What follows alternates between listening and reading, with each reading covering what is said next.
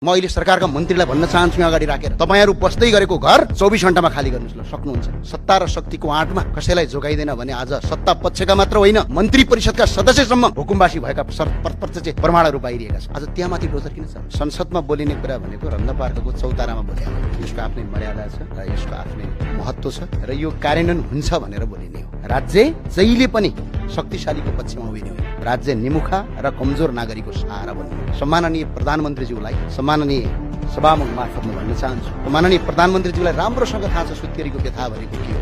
उहाँलाई मात्र होइन यो देशलाई नै अवगत छ। तर आज बागमतीको किनारमा 10 दिनकी सुत्केरी महिला घरभित्र परली पस्दा उनको ओत भत्किँदा त्यो पीडा किन महसुस भयो? एउटा नाबालकको हातमा नेपाली झण्डा बोकेर आफ्नै घर भत्किएको हेर्दै आँखाभरि आँसु झार्दै आफ्नो किताब समेत निकाल्न पाएन त्यो बालकको मनमा राज्यप्रति कस्तो छाप पर्छ? सत्ता भनेको स्थायी हो, यो अस्थायी हो। सरकारी सम्पत्ति जोगाउनु पर्छ भन्ने मान्यता राख्छु, अवैध संरचना भत्काउनुस्, त्यो भत्काउनु पर्ने पक्षमा बस्छु, तर मानवीय संवेदनामाथि डोजर चलाएर विकास हुँदैन। सरकारले सुकुम्बासी बस्ती होइन हुकुमवासीको मानसिकतामाथि प्रहार गर्नुहोस्। नयाँ साथीहरू चाहिँ अहिले दुई त्यही पुग्नुपर्ने अवस्था आयो। यो चाहिँ अहिलेको सरकारले नगर्नुहोस्। भन्दा जुन विषयवस्तु हामी उठाउँछौँ ती विषयवस्तु चाहिँ कार्यान्वयनतिर जानुहोस्। संसदमा बोलिने कुरा भनेको रन्दा पार्कको चौतारामा बोले होइन। यसको आफ्नै मर्यादा छ र यसको आफ्नै महत्त्व छ र यो कार्यान्वयन हुन्छ भनेर त्यो भावनाले यसलाई धैर्यताका साथ सत्ता पक्षले विशेष गरेर सरकारले सुनिदियोस्।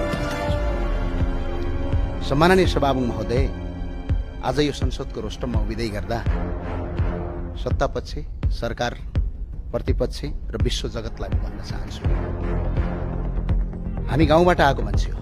तपाईँ कहीँ हुनुहुन्छ होला, कोही बुढानी नन्दा पढेको, कोही भिएस निकेतन पढेको, कोही रातो बङ्गाला पढेको। हामी अङ्ग्रेजी पनि बोल्न जान्दैनौँ किन हामी त्यो दुर्गम क्षेत्रबाट आएका हौँ। तपाईँका बाबुबाजेहरू धनी थिए, पढाए, हाम्रा बाबुबाजेहरू किसान थिए, पढाउन सकेन। तर हामी सङ्घर्ष गरेर यहाँ आयौँ।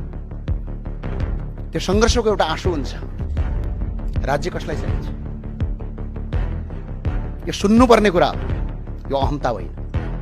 राज्य जहिले पनि शक्तिशालीको पक्षमा उभिने होइन। राज्य निमुखा र कमजोर नागरिकको सहारा बन्नु। सम्माननीय प्रधानमन्त्रीज्यूलाई सम्माननीय सभामुख मार्फत म भन्न चाहन्छु, सम्माननीय प्रधानमन्त्रीज्यूलाई राम्रोसँग थाहा छ सुत्केरीको व्यथा भनेको के हो। उहाँलाई मात्र होइन यो देशलाई नै अवगत छ। तर आज बागमतीको किनारमा 10 दिनकी सुत्केरी महिला घरभित्र परली पस्दा उनको ओत भत्किँदा त्यो पीडा किन महसुस भयो?